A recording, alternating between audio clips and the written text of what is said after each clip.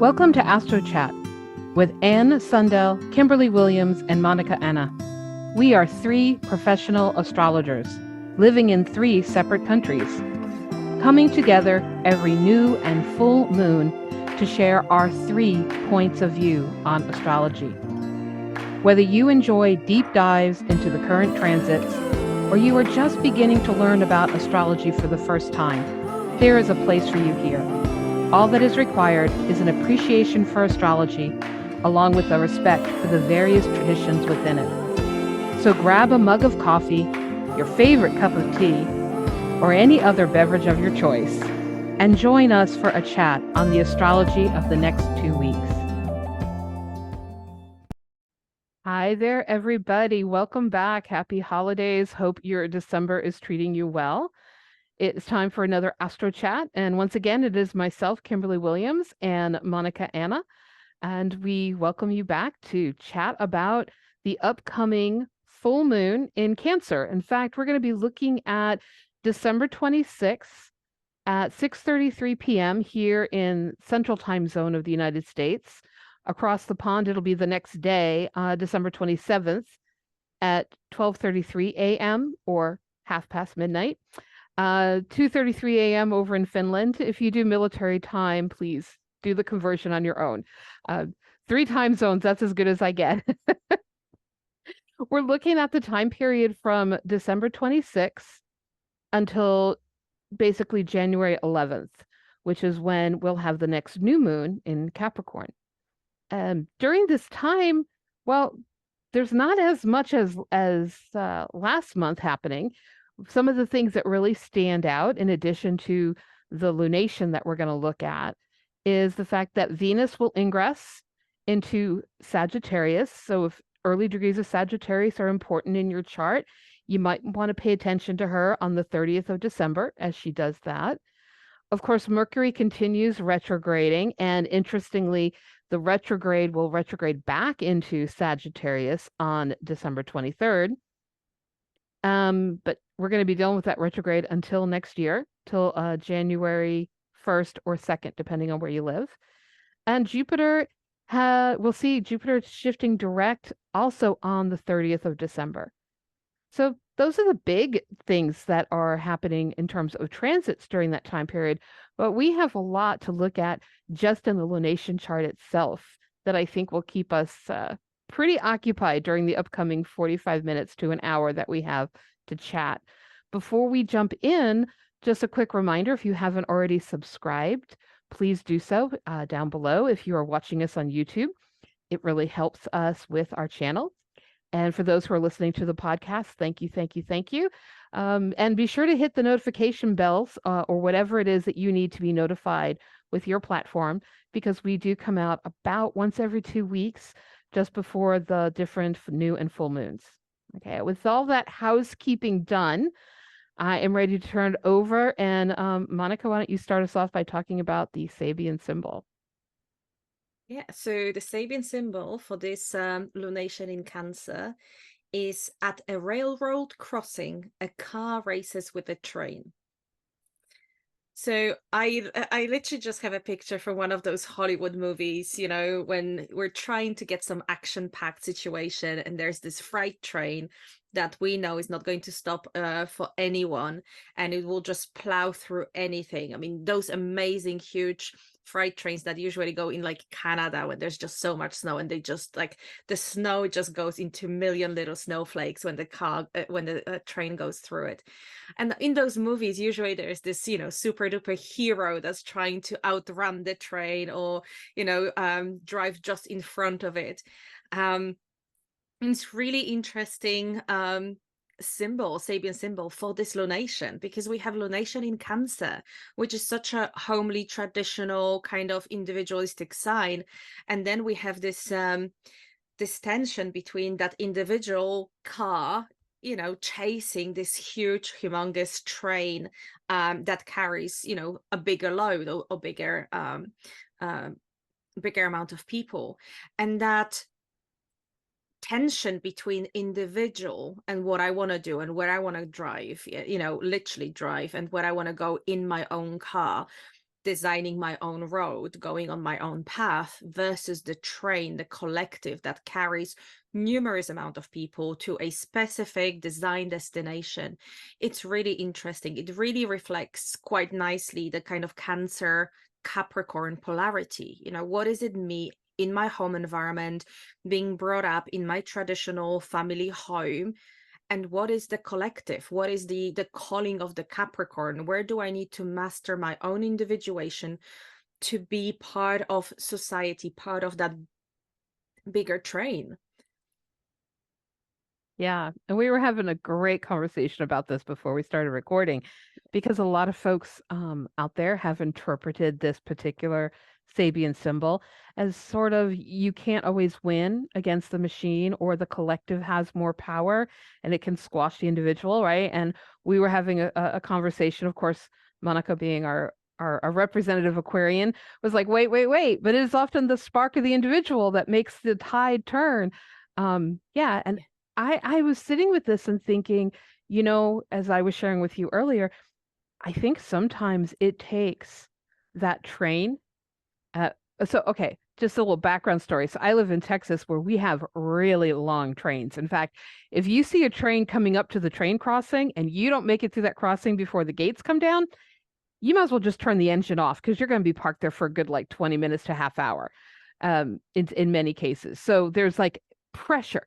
There's a train coming. I need to race. I need to get to that intersection first. Not that I'm playing chicken with the train, but if there's the opportunity to speed up and make it to the crossing before the gates come down, I'm going to do that. And so I was thinking like sometimes, Maybe a little disclaimer here. We do yes, not encourage do not try going this in at front home, of the kids. train. Yeah. I don't Exactly. want the comments under this section saying I tried it and I lost Yeah. it. Yeah, I'm not saying to be reckless. I'm just saying like Yeah. like when you're going 45 and you see that a train will be there and you can go 50 and get there in time to safely cross, I'm going to speed up.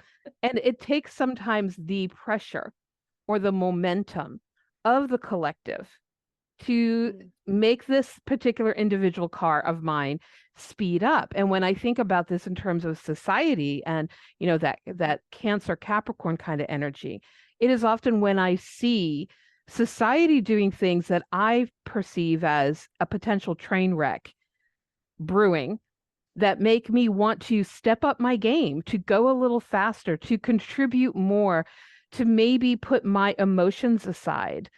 Here in the States, there's a whole lot happening politically, and as I know there are elsewhere as well. But the politics has been something I've really avoided being super involved in. I do my bit in my little part of the world. And yet, in the last year, that has really changed. The pressure, the momentum I see from people who have a different point of view is really encouraging and pressuring me to speed up and to do more and to put my personal feelings, that Cancerian side of me that's like, but I want to stay at home and I want to nest and I want to be where it's safe and cozy. I'm putting that aside to do more. I'm speeding up because of that train. And isn't that often what happens when individuals that we look back on in history, the individual who made the mark? I mean, Monica, you were mentioning to me earlier about like Nelson Mandela and Rosa Parks and people who their individual spark put other people's sparks in motion and create and added momentum or created movements. I kind of feel like maybe that's what sometimes we need, that train to Yeah. encourage us to put the feelings aside and speed up our efforts. So I don't know if that's how other people would interpret the Sabian symbol, but that's kind of how I'm sitting Yeah. with it. No, I think, like you say, very often, and I think this is the narrative that personally I hear from a lot of media and a lot of outlets these days, that puts the individual in a position, do not go against collective because you will be squashed. Who are you to go against the collective? Who are you to kind of question the government, the society, the culture that you grow up with? And there's this really unhealthy imbalance, I think, in the world these days, where we're saying to individuals, you do not have a power. Um, a lot of, I mean, this is kind of what I grew up with as well. The idea of why would I even vote? Why would my vote count? And I think over the last few elections, not just in US, but also in UK and in a few other countries in Europe, it actually showed that the amount of people who didn't vote would make that difference. Yeah. But it's that idea of the individual that does not have power, like, oh, I don't have a power, why would I even bother go to the polls, or Hmm. or vote for something. And actually, the people who didn't vote would potentially tip the scales, in Yeah. specific referendum and specific elections and so on. So for me, this whole railroad crossing with the train, and a car, it's really interesting kind of dynamic, because it's like you say, you are in a car. Technically, for your own safety, sometimes you need to step back and pull back and sit there for 20 minutes and let the collective go. Otherwise, you might just get swept within and lose your life if you're crossing Yeah. in front of the freight train, like you have there in US. Um, but sometimes it's like you say, it's that pressure of, I can feel that train already coming. I can feel it. Sometimes you can hear the train before you can even see it. Those humongous freight trains, they are powerful force that they come in. And we can see the same movement in a society. You can feel the movement and it can generate something within you. And Yeah. even if it's just a case of, what, yes, I might not stand up to collective, but I have something to say. Suddenly you realize that actually two of your colleagues have the same thing to say, and maybe Yeah. three of their cousins, and some more. And suddenly there is this moment, gathering momentum, that kind of um what you call this, root activism, that we really kind of start at home, and then it grows into powerful, powerful force, powerful opposing force. And I think, as we will be talking into the our aspects of the full moon, I just want to give a little bit tip. It really links with Jupiter and Saturn as well. The whole idea of constriction, and expansion. The Yeah. more something's trying to expand, the more power you need to constrict it. The more you're trying to push down on something, the more that power is going, it's going up. So those two forces in the universe, in our collective, in the psyche, are working all the time. This is where the creative force, I think, it's coming. It's that imbalance and that tension between what do I need to push down and what needs to grow. And that conversation is always there, whether it's individual versus collective, whether it's internal versus external, whether it's, me versus society, Jupiter, Saturn. I think that conversation is really interesting.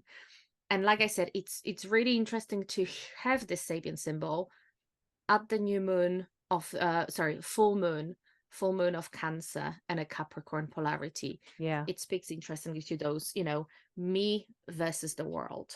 Yeah. I just want to give a big shout out to Anne.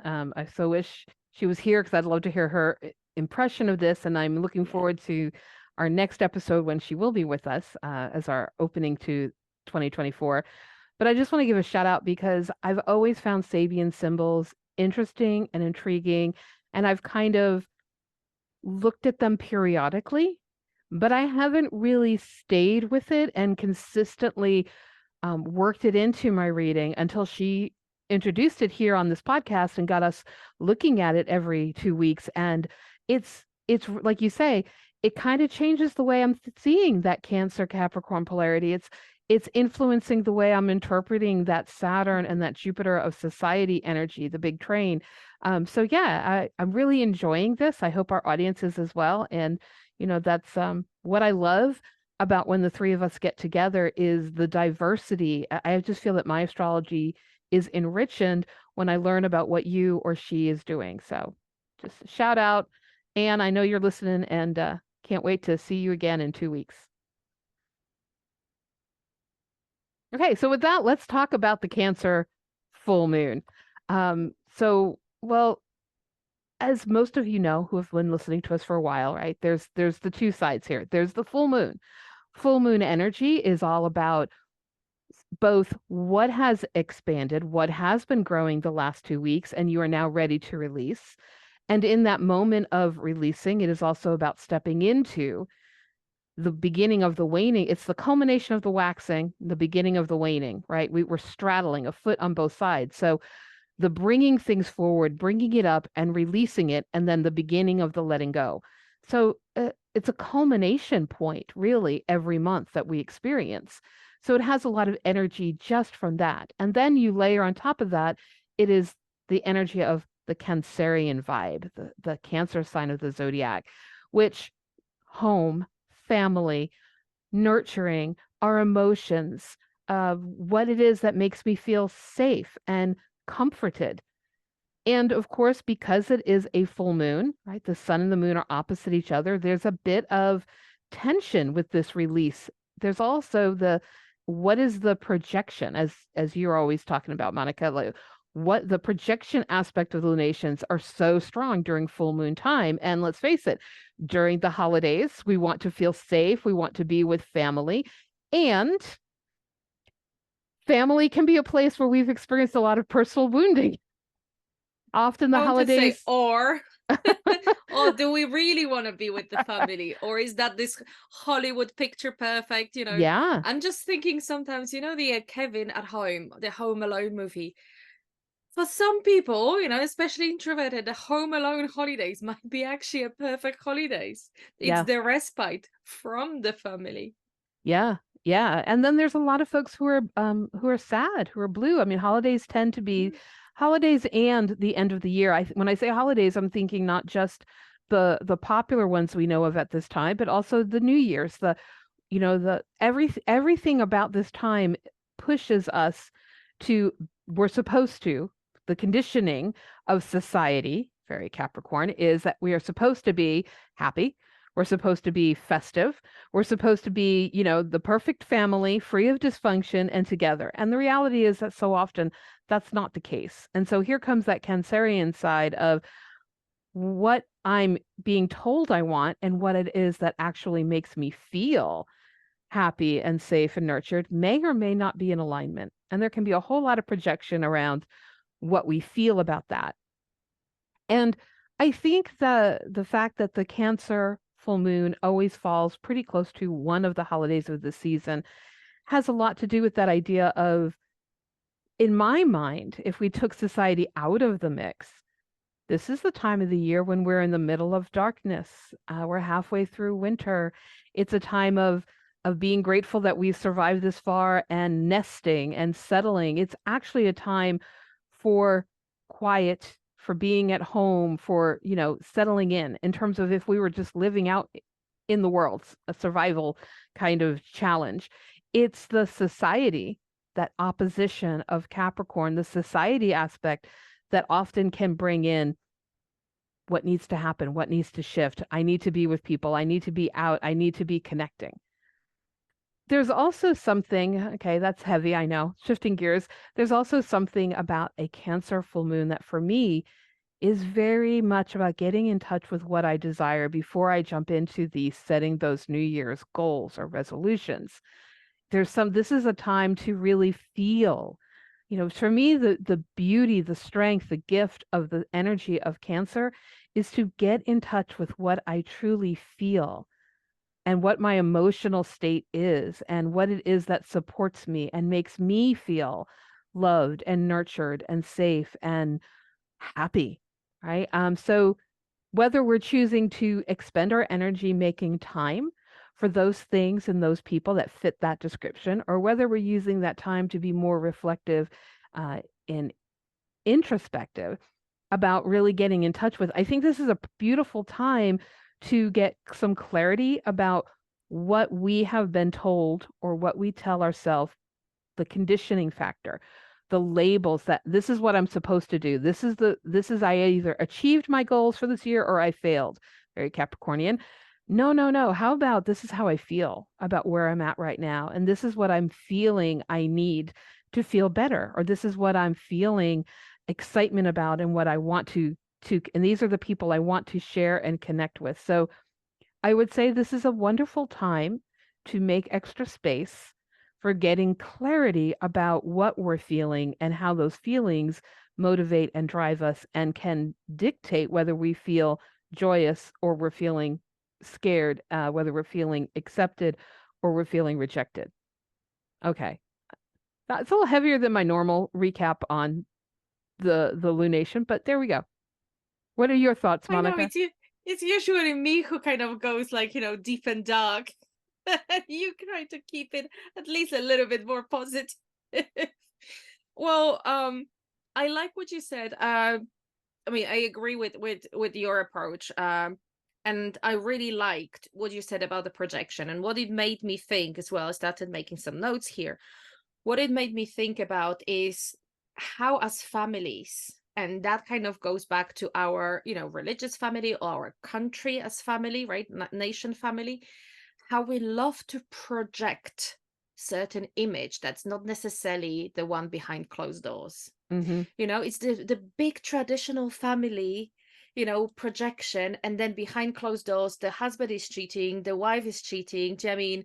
The kids have some, drug addiction or something. The family is completely dysfunctional for whatever reason, but the presentation out there is like, we're so happy, we're all fine, everything is awesome, and it's big, one big happy family on the Christmas card. This idea of sending Christmas cards. I think I find that very American. Actually, it's not something that we necessarily do in the UK. But the idea that you take a picture and then you send your picture, your family picture to Mm-hmm. your family and friends with with festive wishes.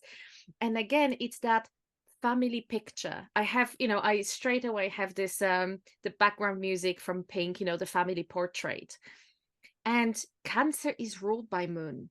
Cancer rules by the moon, by the reflective light, by the idea of mirrors, of playing with the mirrors, of playing with reflection, of not seeing clearly like we do at the by the light of the day, but seeing shadows. And I think there is something about Cancer that creates that mirror image. It's who we are and who would love to be.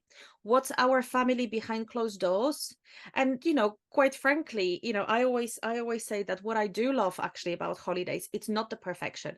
It's the argument. It's someone's burning the fish that they're cooking. Do you know what I mean? It's like having last minute, run to the shop because someone forgot something and the other person is getting frustrated with.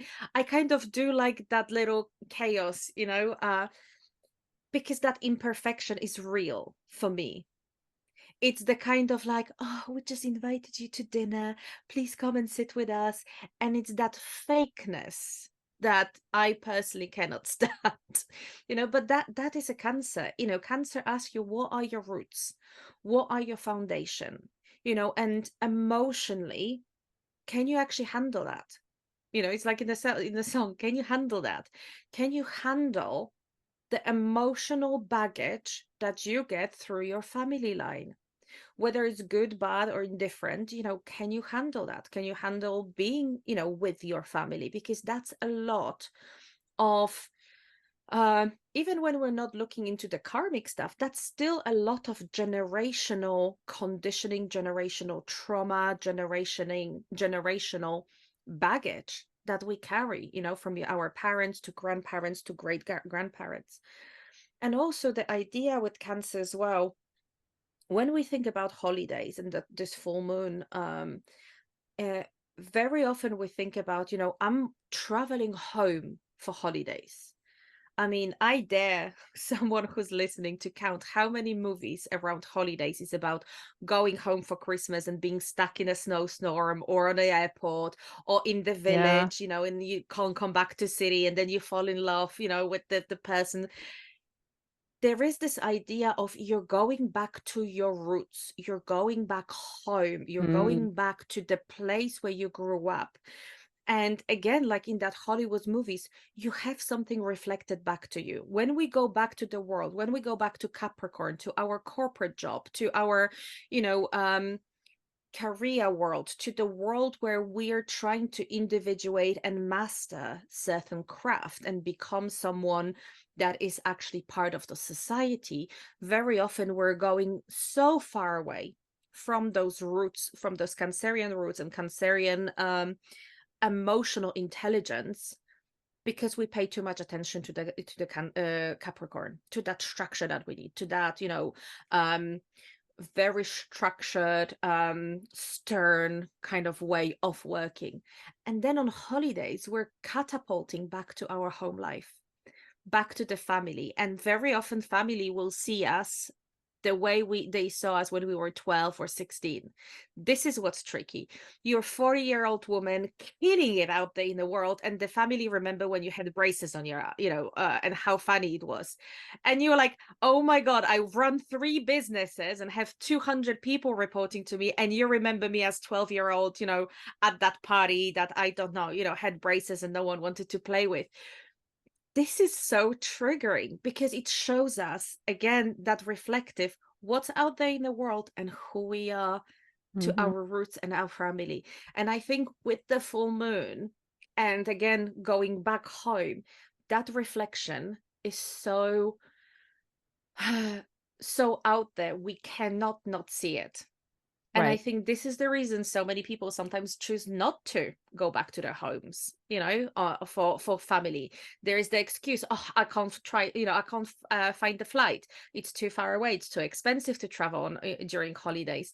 You choose to stay somewhere away because that reflection, back home can be super, super uncomfortable. Yes. So again, what do you do during this full moon in December with your family or without your family to kind of bring that nourishment to yourself, bring that mirror, have a look at that mirror and see what do you need from your roots, from that family to be stronger in the world, not weaker. What support do you need, what nourishment from your roots to grow stronger and more agile in the world out there. Yes. And just thinking about really basic, the stereotypical definitions of Cancer and Capricorn, I'd say as well, what do I need to nurture myself as I'm setting those long-term goals or plans? If we may be really happy, things could be great with the family, everything is wonderful. Maybe we have that picture postcard world happening this year. There's still the what are you planning to do in the coming 2024? Very Mhm. thinking ahead, very Capricornian. What do we need to nurture ourselves? How often do we set goals, intentions, plans, and forget about that more human side of, but maybe I just need a day a week for like downtime. Maybe I need to catch up on my rest. Maybe what I need is to be with friends or to have family time versus family doing. During this time of year, so many folks are caught up with the what we need to do and get done. But what about just that nurturing, like you say, putting down roots, being being fed emotionally in some way? So, what feeds our soul? This can be a great Mhm. time to really think about that and get clarity so that it doesn't get lost in the weeks that follow as we kind of move into the whole new year, new resolution mindset.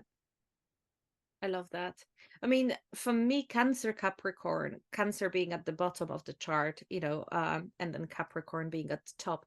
For me, it's very often linked to the metaphor of the tree. Cancer is the roots, of the tree. Mhm. And you can't be out there, growing and blossoming in the world if your roots are rotten, not nourished, or dry. Like you really need to have a strong foundation. There's this beautiful saying, and I don't remember exactly, so I'll probably butcher that saying, but the idea that the tree with the really strong roots, it bends when the storm's coming, it bends, but it doesn't break. Right. But the tree with like, the roots are not quite there. When the storm of life comes in, that tree will break.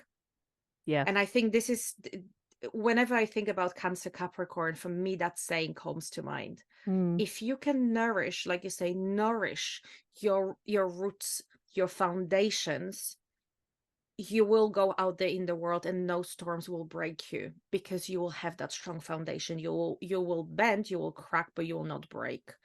If you don't have the roots, anything out there will be able to snap you in half. Yeah.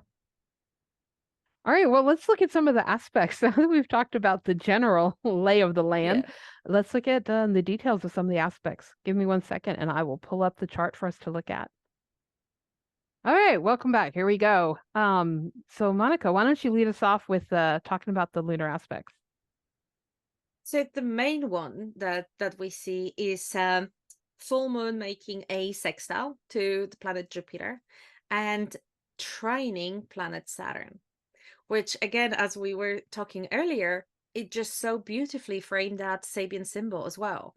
So it's not only that the Sabian symbol is linked to that 4 degree of Cancer, but it's the planetary transits that are happening at the same time kind of speak to that symbol as well. So Jupiter is the great expansion, right? And Saturn is the great contraction. It's that universal dance between, we're expanding and then we're contracting. It's the breath, it's the out breath and the in breath. And it for me links very much with that Sabian symbol of the train and the car. Where do we expand as an individual? Where do we go out there and gather momentum and actually feed off that energy of the society to actually be the equal, or build the equal and opposing force? And where do we want to retreat back? Where is it that actually we need the time to retreat and build ourselves? Yeah. And for those who are listening on audio, just to kind of give them a mental picture of what we're looking at, the moon, as we mentioned, is 4 degrees of Cancer, opposite the sun at 4 Capricorn. And the moon is making a sextile to Jupiter at 5 of Taurus, and then trining Saturn at 2 degrees of Pisces.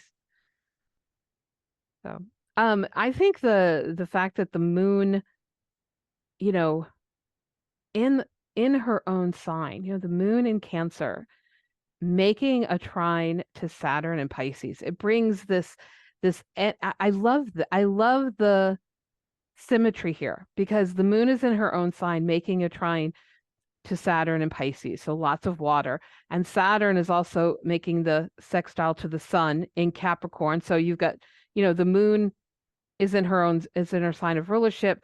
Saturn disposits the sun. Like there's this energy. We know each other. We know how to, not only are we in aspects that are harmonious, but we're in our own sign or each other's sign. We know how to get along. Like to me, this is like the family that plays together well, you know, and the energy is flowing. And so I just kind of get this sense that um, this could be a new year energy in which we're starting to get inspiration, thinking about all that water. Maybe we're getting inspiration if we take time, being a very Saturnian word, if we take the time to nest, to rest, to do those things that nurture us, to water our roots, that in the course of doing that, inspiration can follow about what we want to take on as responsibility, as terms of where we maybe want to step into more leadership, about how we're going to match the energy of that train of the collective society. Um, so yeah, I just feel like if we do what we need to do, which is to stop momentarily, pause, then all this great energy can flow, can follow. Yeah.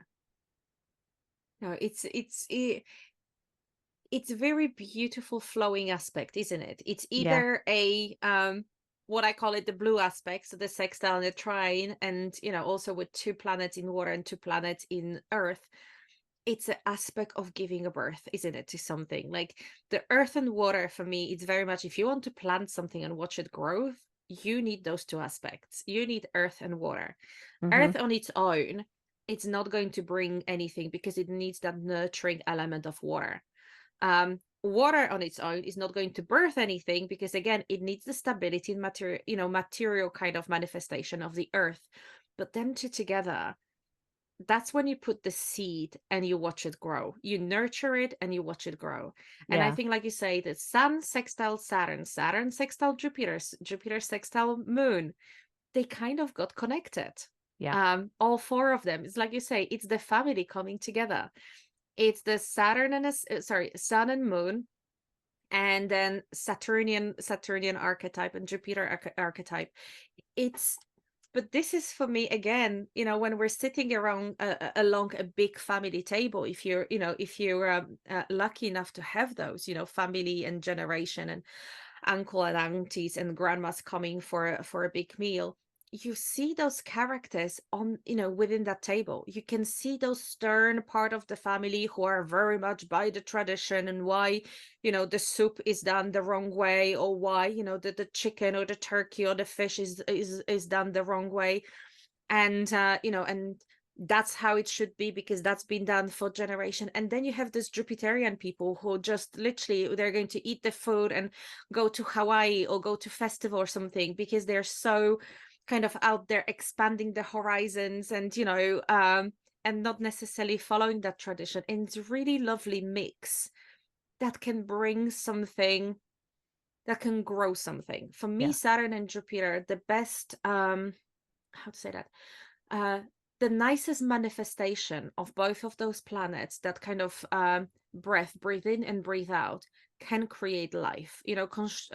Constriction and release creates life. Literally, when you create life as a woman, when you give birth to, you have to constrict something to push life out there, to Yeah. constrict and expand, right? That kind of literal manifestation of that. But those two planets can really create that push to push something new out there in the world when they work well together. Yeah. It's when they don't work, is when they don't talk to one another.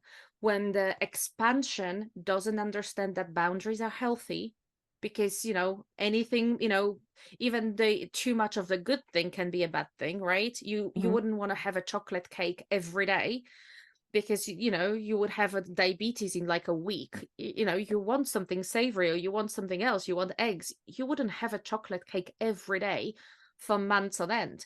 That's expansion. Do you know what I mean? You wouldn't want that. But Right. then again, you wouldn't want to constrict and be on a diet of, I don't know, bread and water for months on end, because again, that's not healthy for your body.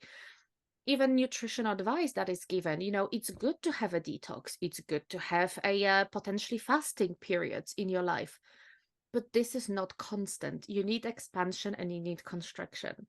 And I Yes. think for me, this chart kind of sounds really lovely for that family dinner. If we can speak to one another and learn from those conservative members, from the traditional members, what is the value of tradition? What is the value of those roots? What is the value of that? And then introduce them, hey, we're not trying to revolutionize the tradition, but bring some light and expand it and maybe create something new. At the end, whatever tradition are we talking about, whether it's religious tradition, family tradition, nation's tradition, it originated somewhere. You know, someone somewhere did something for the first time, and then it continued. And people keep forgetting that you can create your own traditions. As a couple, you can Absolutely. start new tradition. As a little family unit, you just have your first baby, you might want to think, okay, what is our family tradition that we will celebrate every Christmas? I mean, I've heard about lovely tradition when a couple was buying a new Christmas decoration, Christmas ornament every year.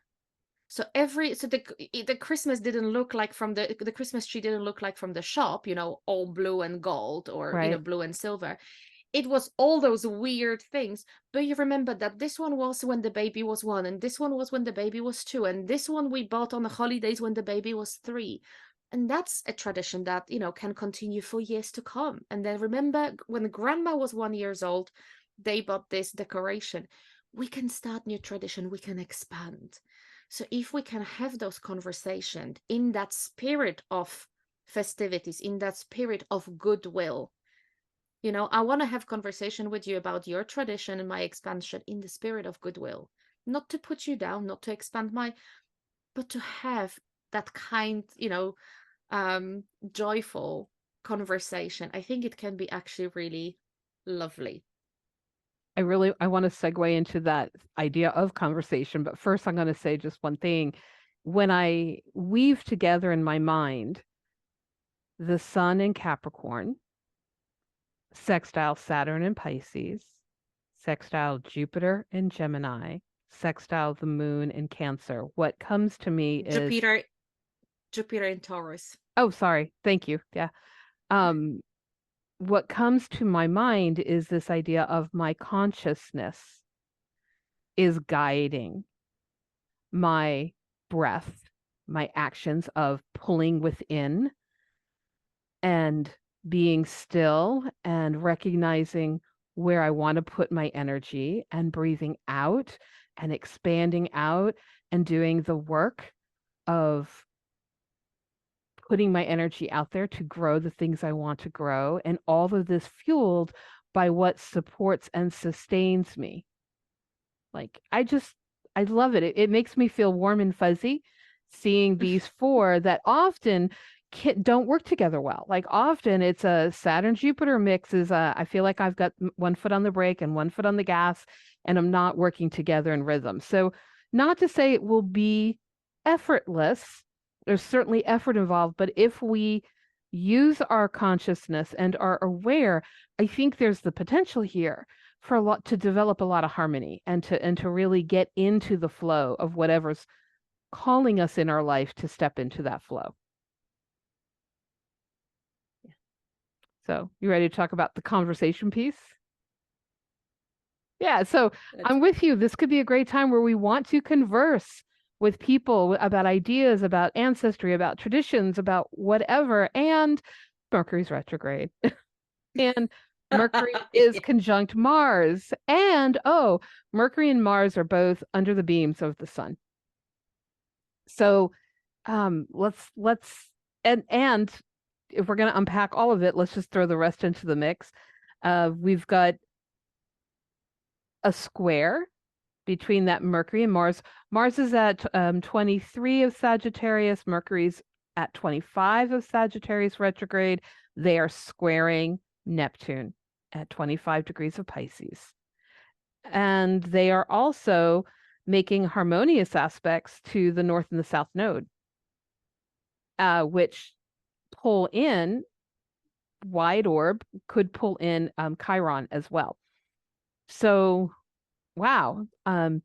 I think for me, the challenge is Mercury's retrograde in Sagittarius. When Mercury's in Sagittarius, I find it is very easy to have a thought and out it comes without using our innate filters, without censoring. In other words, without thinking about how that might sound to the person receiving what we just said. It isn't that Sagittarius energy is trying to be curt, but it does tend to be more blunt, more direct, more just an idea popped into my head and out it comes. Um, and so now you add to that the fact that it's retrograde. I think this could be a time where we are feeling the push to re-engage in some conversations that didn't go well the first time. And yet this may or may not be the time for doing that. And then if we add the fact it's conjunct Mars, there could be a real strong push. Like, I need to do this now. And there's all this fire because it is making, a trine to the North Node. So, and if I'm going to move forward, I'm not taking this into the new year. Let's just say there was some, maybe over the holidays, some family drama or trauma or conversations erupted. This would be the kind of energy saying, I need to rectify this. We need to resolve it now. It needs to happen, so that we can all move forward harmoniously. But this isn't necessarily the conversation time. This isn't about others kind of energy. I think the fact that they are under the beams means this might be a time to sit and think about my ideas, my part of things. What are the ideas, the conversations, the things swimming in my mind that keep me from moving forward? Is there some projection involved in this? Would be a great question to ask since we are at full moon time. And how can I take the next step for me to move forward? Because the North Node in Aries is all about me moving forward, not necessarily about us and our conversation. And so what do I need to do to heal myself so that I can move forward? And then maybe when Mercury is direct in January, we can have the great conversation or the great idea can be implemented. Because Mercury retrograde isn't just about the conversations. It can also be those ideas swimming in my head. And with Mars right there, I need to take action on it. I need to start it now this might be a good time to just pause and say, in a week or two from now, I will launch into, I will do after the 2nd of January. So, um, and the fact that it squares Neptune's means I don't think all of this is very clear. I don't think all this is so easy in the moment to discern. It's more like everything is just happening. We don't really see the impact of our thoughts or our words as clearly as we see it after the fact. It's the dealing with the reaction that could be a little more intense than the actual uh not what I said, but maybe the timing of when I said it or who I said it to. There can just be that I didn't see it coming, and now Hmm. there's something we have to resolve or work through. Yeah. I didn't see it coming, especially when you go 100 miles an hour. It's really difficult to see the details, isn't it? It's like, oh my Oh god, I yes, didn't see it coming. Of course you did it. You were driving 100 miles an hour. If you did 20 or 30, you would see it miles in front of you, but you were just too quick. And I think this is kind of what I hear you say. The Mercury and Mars both in Sagittarius, um which is fiery sign, they're just going 100 miles an hour.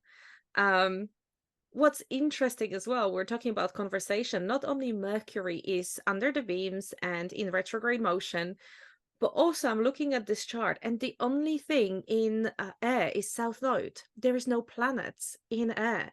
So those hmm cool heads, those actually rational conversations are not there. The conversation will be fiery, will be linked to our emotions.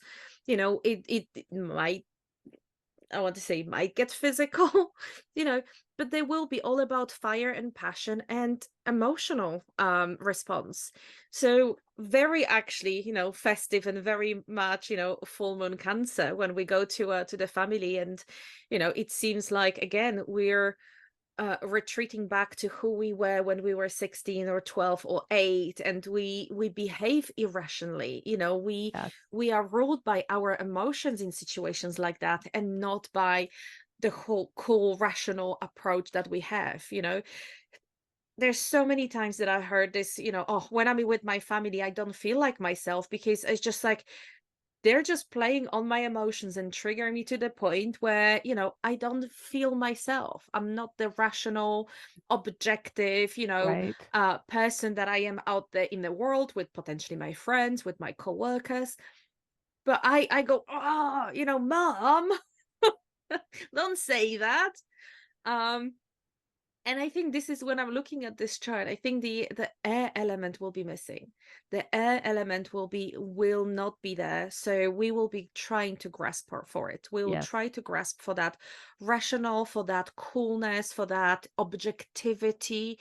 You know, um, Air element helps us with that. It helps us see the objectivity. I mean, that's why I love that Libra, the archetype of mediation between two different, potentially opposing forces is actually in air.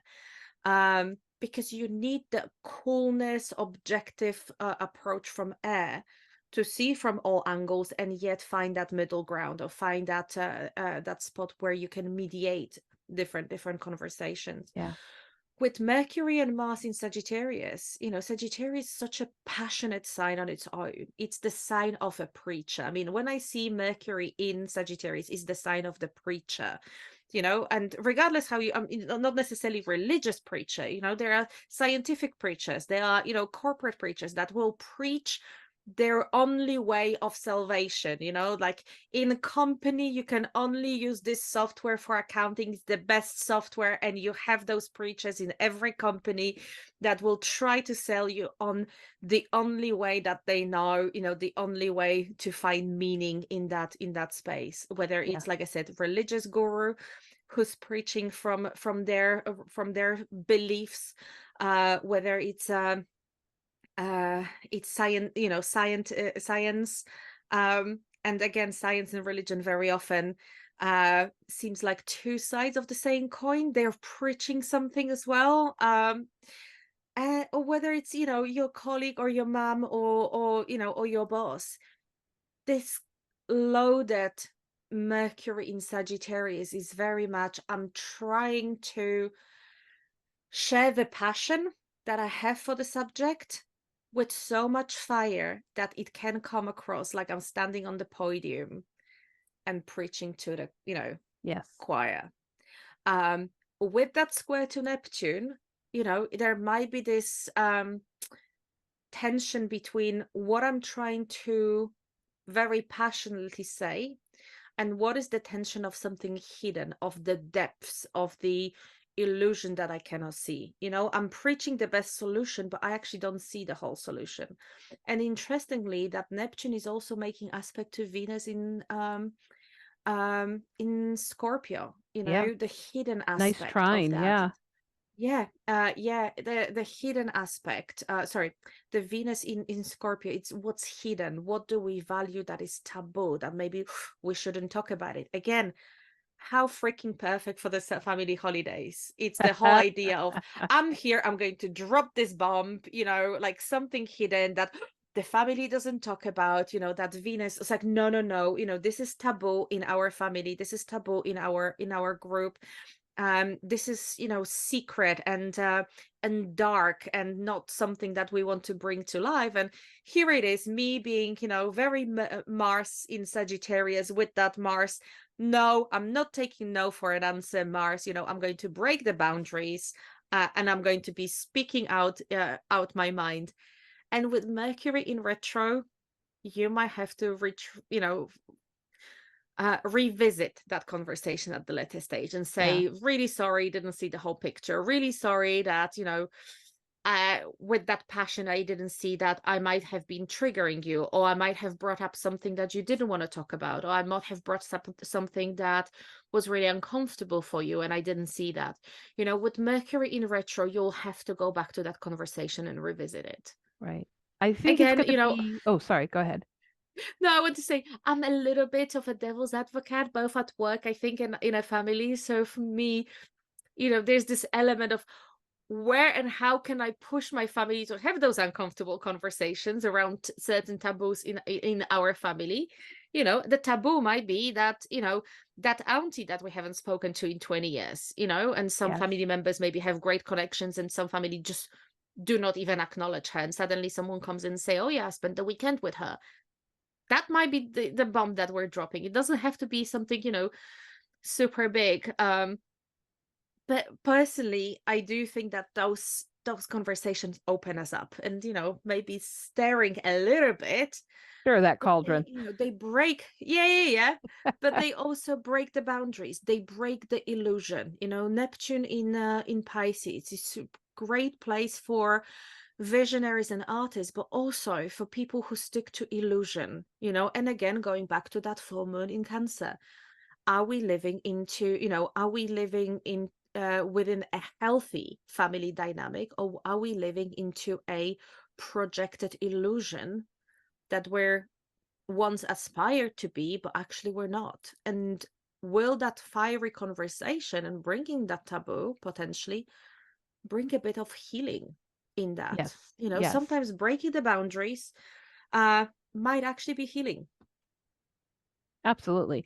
And I wanted to echo that as well, that I think there's something here with that Venus trine Neptune around moving through in some way, breaking the illusion or moving past fantasy or and somehow, but not knowing that's what we're doing. It's sort of that getting wrapped up with what I desire and not even perhaps not realizing that it is taboo, or realizing, to me, Neptune, Neptune both on one hand making a trine to Venus and on the other hand squaring that Mars and Mercury combo. It almost feels like I'm so caught up with my passion or my emotions or my desires that I don't even see that this might be an issue for somebody else, that I might be, in other words, this to me is like the energy of accidentally outing somebody, of accidentally saying something in front of family that you thought was open conversation, but it's not, or, those kind of things I see happening. Or what about what we do to ourselves, where I really desire to take this cruise, but I'm so committed to work that I'm not giving myself the time. And in other words, we can self create the illusion that something is off limits. It is taboo to us. But really, we've created that, going back to the fact that during this full moon, we have Capricorn Mhm. sun, right? So, where are we creating, or where have others created the illusion that something is taboo and we don't even see it because of either self deception or just being oblivious to perhaps where other people are setting their boundaries? So it's interesting because it'll be interesting to see how this manifests for everybody.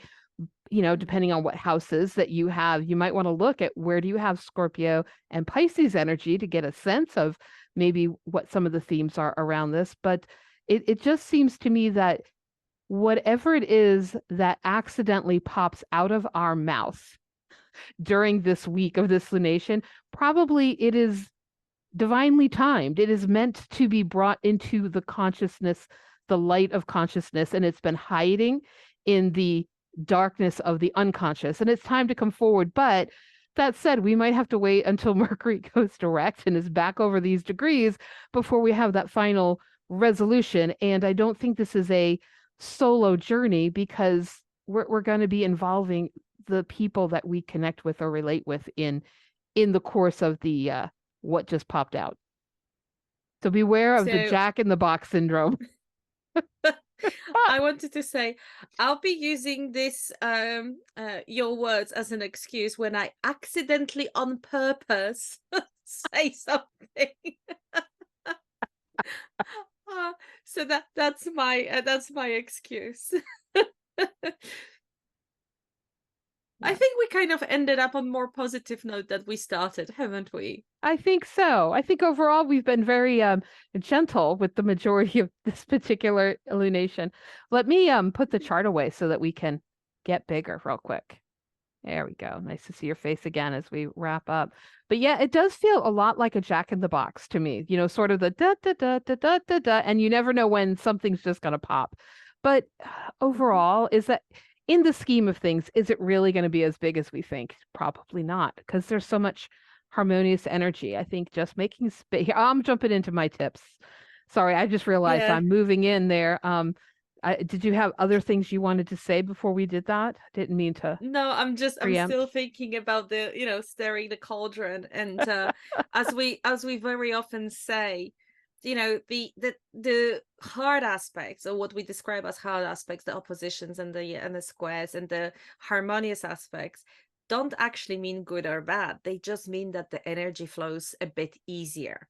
Yeah. So actually, where the tension is, sometimes would actually prevent you from saying something, because everything flows so nicely. It might be that you'll be just talking beep. Do you know what I mean?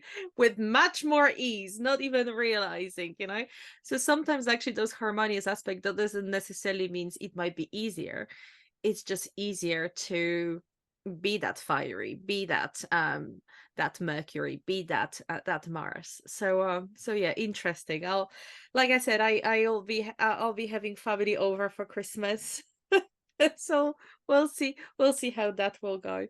But yeah, should we go to our tips? Absolutely. Do you want to go first? Sure.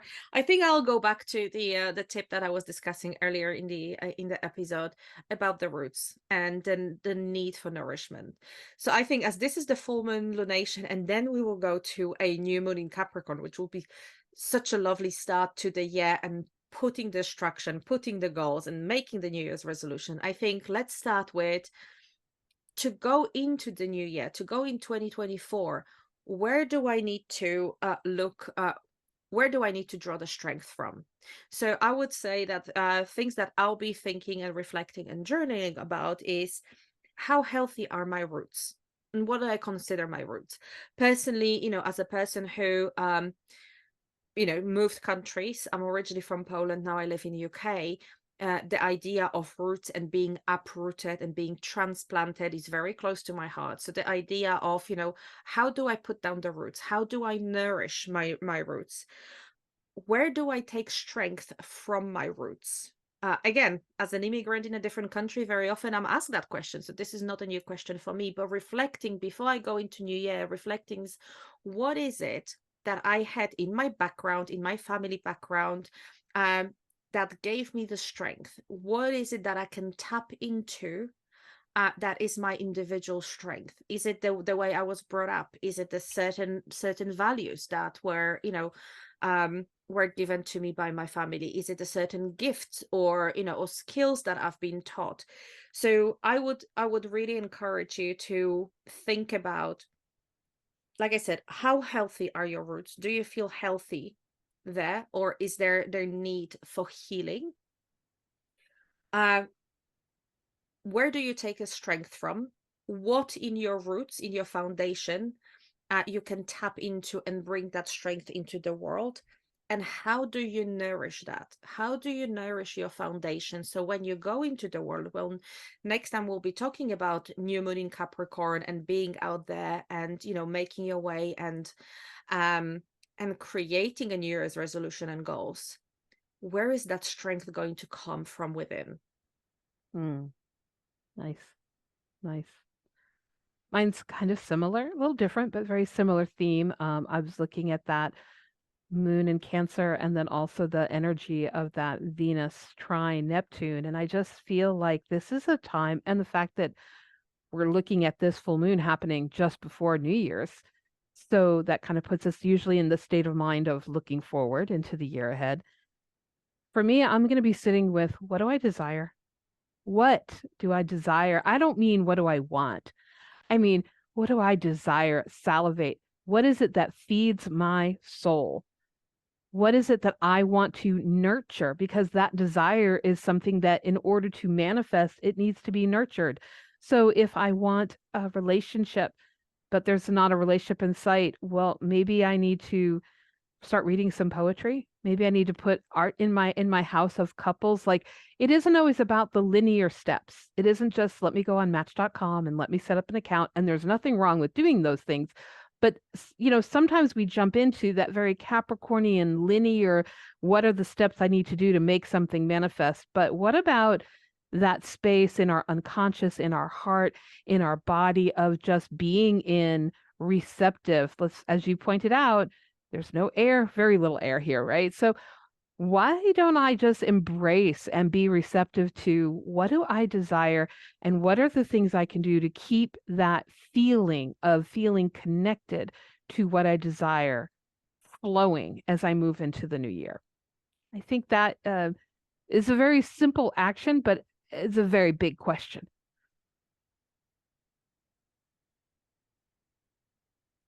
All right. And So curious to know what everyone out there who's listening is going to be doing for their lunation, New Year energy. So I'm always curious to hear other people's tips and tricks besides our own. So please feel free to put in the comments if you are watching us on YouTube.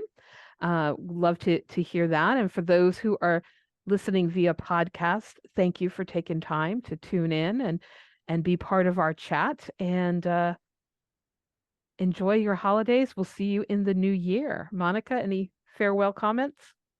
yeah, well, thank you for being with us this past year. It's been fun.